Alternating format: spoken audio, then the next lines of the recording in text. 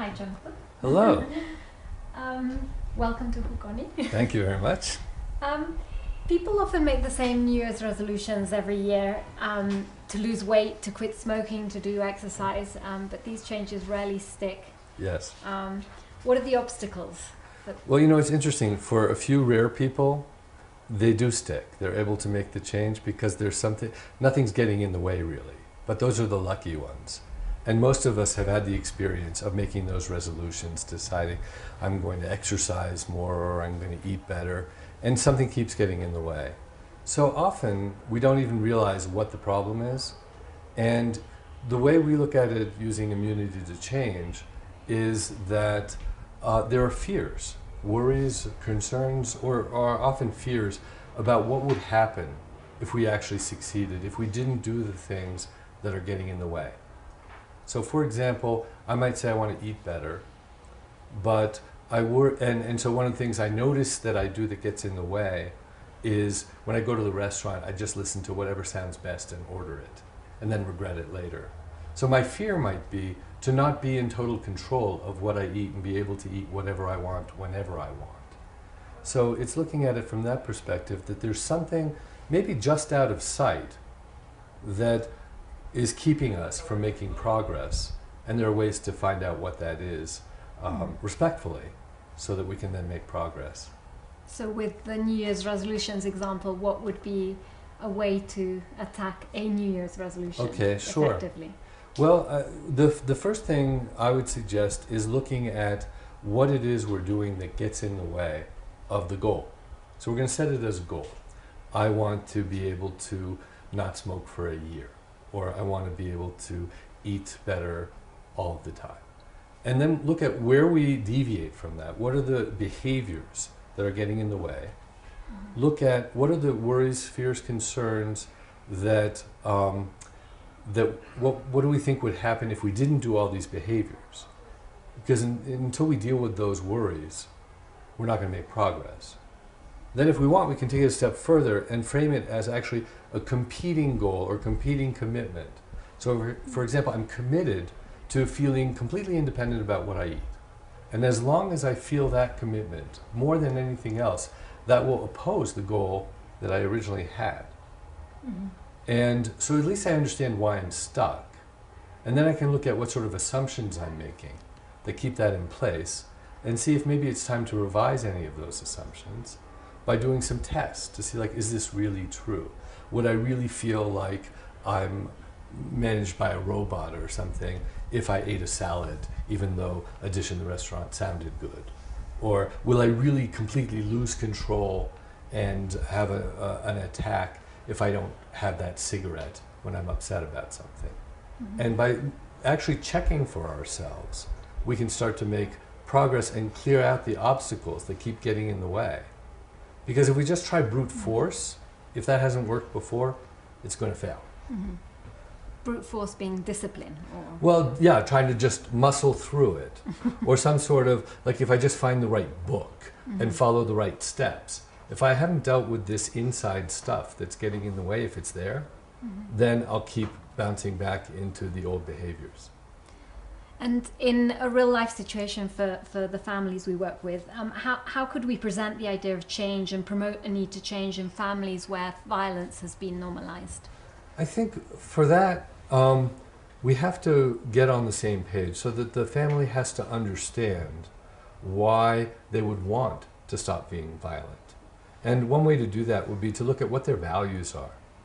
You know, who do they want to be as parents or as families? And is their behavior congruent with that? Does it fit? And I think one of the keys is to do it respectfully. If people knew how to do something differently, they would already be doing it. So we look at why it makes sense that they're doing what they're doing, but also help them to see how it might be at odds with the future that they're hoping for. Does that make sense? Yeah. So, for example, would that be coping mechanisms that... making sense of it would be, for example, coping mechanisms in the face of violence, or violence as a coping mechanism? Yeah, I mean, for example, what we might look at is why do you do, and again, not, and this is key, it's all in how we ask the questions, not with criticism or judgment, but with curiosity, let's explore what happens in these situations that we're calling violent. You know, what triggers it? What are you hoping to accomplish? Is it effective? We all want to be effective. So it's effective at something, but is it really effective at what they want to accomplish in terms of who they want to be? And I think by doing that, we can help them to see, you know what, if there's a better way, I'd rather do that. So I think that opens the door. Yeah. And it's probably more than one conversation. Yes. Yes. And what about in companies? You mentioned that there's a high resistance to change in companies, and that denial and anger is usually the response to not being able to change. How can we prepare for change and pave the way for a more positive vision of the change we want to achieve in a company setting? Okay, I have a few answers for that. One is we have to think about two parts of the employees. We're all both thinkers and feelers. And one of the images I like is the little rider on top of the big elephant. This is from Jonathan Haidt. And the elephant is the emotions. And the rider, this little guy, is the thinker. And who's really in control? Well, if the elephant wants to be, he is. So we have to approach things at both levels. We have to appeal both to the ideas, but also to the emotions, and get people on board that way. So that's one thing. From a broader level, I think we can prepare the path forward by helping to have a workplace where it's okay to try things and fail and learn from it, where we can be curious about what's working and what's not. And I think what's also really key is to be transparent and honest, so that we have a track record, so that people think, oh, if he says it's important, it must be important, or if I disagree, I can say so. It's safe to talk about it. They will listen to what my concerns are, and we'll get to a conclusion about why we should do it anyway, or not. Maybe I'll change my mind. So I think a lot of times what happens is there isn't room for real dialogue, so people stay quiet and then they act out because they haven't really bought into the change. They either think it's a passing fad, or they have a concern like, what if I lose my job because of this? Or, you know, what if it's going to be much harder and I fail? But they can't talk about it. So we have to make room for that. And the content of those conversations would be similar to what you described in the New Year's resolutions. It would be hidden fears of what might happen if I change the way that I'm behaving today that's currently protecting me. Right. And so it can be like a formal process, like the immunity to change methodology, or it can be more informal, just recognizing that those are things that might come up. So in a meeting, if everybody's being quiet, a boss might say, everybody seems to be quiet. What does that mean? What do I need to ask? What should I be asking? You know, are you really on board? Are you not? And if it doesn't feel safe, to create that safety. And what about the elephant? How do you engage the elephant? How would you recommend engaging the Well, elephant? you know, I think one of the stories that really appealed to me was somebody who noticed that a company was being very inefficient in how they purchased industrial gloves that were used in many locations. And he went out and got some of those gloves and looked at what the prices were, and often they were paying vastly different prices for the same gloves. And they had no deals with anybody. So what he did was he put all of these gloves on a conference room table and had the business leaders come in and look at them. And that went straight to the elephant. They were like, oh my God, what is this? Well, these are the gloves that we're buying, and look at all the different prices. They jumped right on board. And then he did a road show and went to different factories and got the local people on board, because instead of just sort of putting up PowerPoint graphs, it showed them viscerally why this was an issue. So that would be one example. Yeah. Okay, thank you. And how important is it to find the right coach or the right therapist when we're seeking lasting change at an individual level and at a family level? Well, of course I'm going to say it's extremely important. And why? Because so much of the work depends on the relationship. Feeling understood, feeling heard, and trusting. We're going to talk about difficult things, whether we're a coach or a therapist. And if I don't trust you, I'm not going to open up. I'm not going to really let you see what's going on. So I think the first thing is about fit. Some of it's going to be personality, some of it's going to be methodology, but ultimately it's the fit in terms of person and maybe approach, and feeling like this person is somebody I could work with. So sometimes it's worth interviewing several people just to see the difference. And are there certain things that you would look out for in an excellent coach or therapist? Are there things you would, key characteristics that you would be?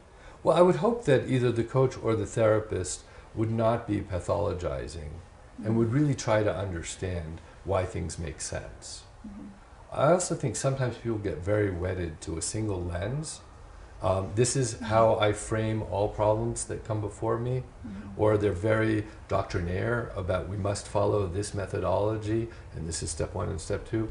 My personal bias is not towards that, but to start wherever the client is, whichever hat I'm wearing, and to go where we need to go, however we need to get there. So I think a good therapist or coach will do that instinctively.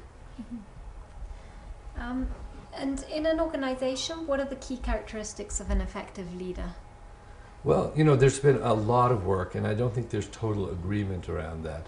I mean, there are some, and there are different types of leaders for different types of organizations and different situations. So sometimes, they're charismatic leaders or they're authoritarian leaders who might actually be a good fit if something needs to be done quickly. But then hopefully they have another hat they can put on, a different style when things calm down.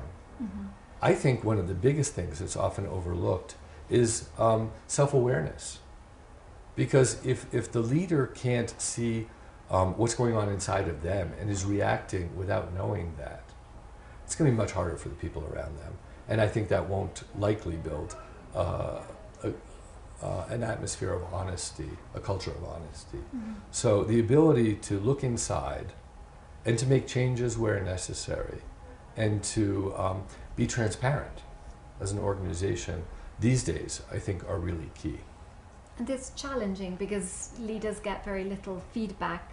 Actually, the higher up they get, the less feedback they get. So what would you recommend in order to keep that self-awareness? Sure. Because in fact, people actually comply with everything they say just because they're the leader, so they get... Absolutely. I think especially initially, that's where a coach can be really helpful. Because here's somebody, and then there's a question of, is it an internal coach who works inside the company or an external coach? But I think it can be very helpful to have somebody outside with a new perspective without political concerns, where the person can be really honest. Because often one of the things that has been found is that people at the very top could be diagnosed with either anxiety or depression. There are things that go on. They're high functioning. They can muddle through. But having somebody who can help them when things get tough and who can be a sounding board, I think, can be really helpful. That might then build the capacity to then pass that on. The leader can become coach of the people under them or find them coaches, and they can start to build a culture where it's okay to say, I don't know what to do next. What do you guys think? Or here's what I think. And people can have honest dialogue. So I think that's maybe something we can aspire to build that culture. And how much effect have you observed leaders, the character of a leader having on the change in their organization? And the character of the personality of one person on the change of an entire organization? Oh my goodness, it can be huge. I mean, and particularly when it's bad. I mean, that's where we tend to notice it the most, because otherwise things are going well, and that's just nice. But if you have somebody, for example, I saw a family foundation where the person who had founded it, he was 75. It was time for him to step down. He'd been told that for years by the board. But the board had grown up with the organization and wouldn't stand up to him. And he really was not self-aware and was, I believe, scared about stepping down. That couldn't be talked about. So it was the elephant in the corner that nobody dared look at publicly. And it really had huge effects on the organization. What were the kind of effects? Well, they went through several executive directors, each of whom was supposed to replace him. The board got very frustrated because they couldn't speak to him, and they were really torn. They felt personal allegiance to him, but didn't always agree with his decisions and how he actually treated people in the organization. So it created tremendous havoc. It cost them a lot of money because they brought in consultants and to try to work through this. And I think ultimately it made the organization less effective as well. And could you briefly explain the method Overcoming Immunity to Change, created by Robert Keegan and Lisa Leahy? Sure. The basic idea is, just as with the body, if something comes in that's not supposed to be there, the immune system kicks in to try to protect us. Working with a lot of people who are trying to change and coming out of the field of adult development, they realized that when we try to change, often we have a similar immune response. So everything kicks in to try to avoid radical change. So they came up with the methodology that I described earlier. So one piece of it is walking through the columns that I talked about, the different steps of behaviors that are getting in the way, the worries, fears, concerns, the competing commitments, and the assumptions and tests we can do. We can also then work with the person on those tests, help them understand where the assumptions come from, because maybe it came from when they were a kid. Either something they were told or something they thought they understood, and maybe it's time to let go of it. And this can be done both with individuals as well as with organizations. So for example, a team of business leaders might talk about a goal that they all have and are not achieving, what as a group they're doing that's getting in the way, what as a group their fears, worries, concerns are, what their competing commitments are, and work through it that way as well. And it's been done at this point by lots of people in lots of organizations, and it seems to work really well. And is there a fixed methodology, a series of steps that you recommend following? Yeah, essentially, the person who, well, if we talk about an individual, for example, and they're going to start by picking a useful goal. It has to be important to them, because this is heavy machinery that we're using. It takes some time and some personal cost. So we don't want to do it just for something that we don't need the big guns for. Often what's helpful is to go around and ask people close to us, either at work or at home or both, if I could change something to be a better father, to be a better husband, to be a better person, to be a better worker, what would that be? And we can use that to help guide our decision of what to focus on, at least first. And then we can work through the methodology, and there are a number of coaches who do that. There's also their book, Immunity to Change, which people can buy, that gives a very good idea of how to do this. And what makes it effective in comparison with other methods? Well, what I like about it is it's very respectful for the fact that as humans there are reasons we don't do things. So we don't talk about resistance, and we don't talk about something as being negative, we talk about it as being logical. We all have assumptions. Based on those assumptions, we have worries, fears, concerns about our identity. And based on that, it makes sense that we do things that can sabotage what we're trying to accomplish. And we build an open space where we can explore that, where we can go really quite deep without it feeling like therapy and without somebody getting worried that they're being judged or judging themselves. It's just a way to embrace all of us. And it's a process of increasing awareness of the interference that might be there, but that drives us, but that we're not aware of consciously, or? Exactly, because we all have blind spots. And often we're not even aware that they're blind spots because they're blind spots. So anything that can help us deal with that, I think is quite helpful. So, I mean, it's not, I don't believe one tool fits every situation. But in those situations where we are motivated and keep hitting the wall, I think it's something worth trying. And how can we determine whether change is well-rooted or established, either in an individual, a family, or in an organization? I think that, first off, if we define the change well, we know when we've achieved it. And if we don't define it well, we won't know. So that's one piece. And now, is it well-rooted or not? I think there are bumps in the road that can happen. We can have minor setbacks. But when we start to notice something sliding, it's worth exploring what's going on. Because one of the pieces is, it's one thing to clear the obstacles, but if what we're talking about is creating new habits, now there's really difficult work to be done to create a new habit. Following an old habit is easy. It's almost like highways in the brain, making it easy to do something that we're used to doing. But we're trying to overcome that and do something new. So recognizing that that's tough and that maybe that's where we need to have more work and more details around how we're going to accomplish it to maximize the chance that we will. So I think we just keep an eye on it, monitor, and intervene as necessary.